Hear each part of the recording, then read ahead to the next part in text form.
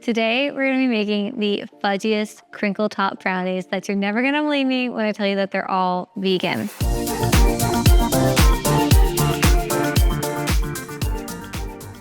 Okay, so we're gonna first mix together our coffee flax egg. This is my special way to make these brownies taste extra fudgy and chocolatey. You're going to mix together 2 tablespoons of ground flaxseed with the coffee. The coffee is gonna amplify that chocolate flavor.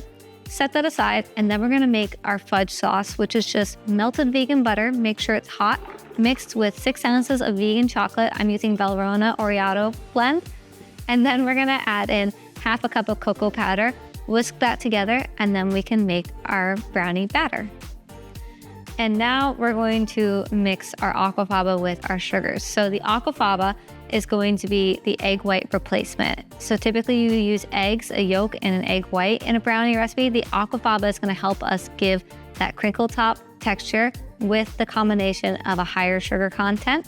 So we're gonna add in half a cup of aquafaba, followed by 3/4 of a cup of granulated sugar and half a cup of light brown sugar.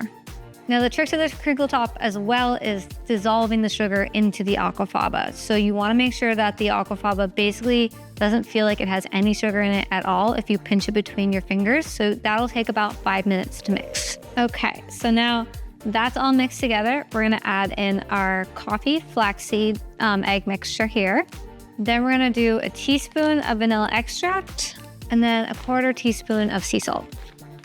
We're gonna give that another mix, and then we're gonna add in our fudge sauce. And now for the fudge sauce. And now we're gonna add in 200 grams or about 1 2/3 cups of flour. You can use gluten-free 1-to-1 baking flour here, as long as it contains xanthan gum. Then we're gonna use our hand mixer again. I want you to use the lowest setting to make sure that you don't overmix the flour. That would create more of a cakey brownie, and we're trying to avoid that. So lowest setting, just until the flour mixes in, and then we're gonna fold in our chocolate chips. Now to add in our chocolate chips.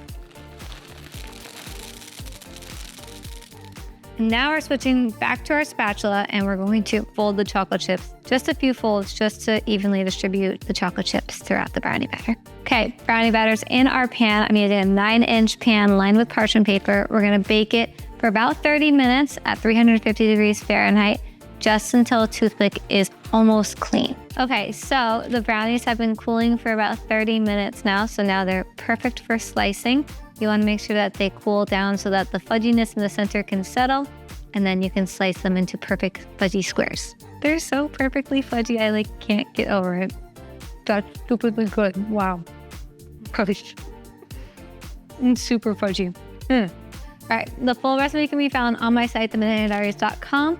Be sure to hit that subscribe button and the bell notification to be notified when more recipe videos like this pop up on your feed, and I will see you on the next one. Bye.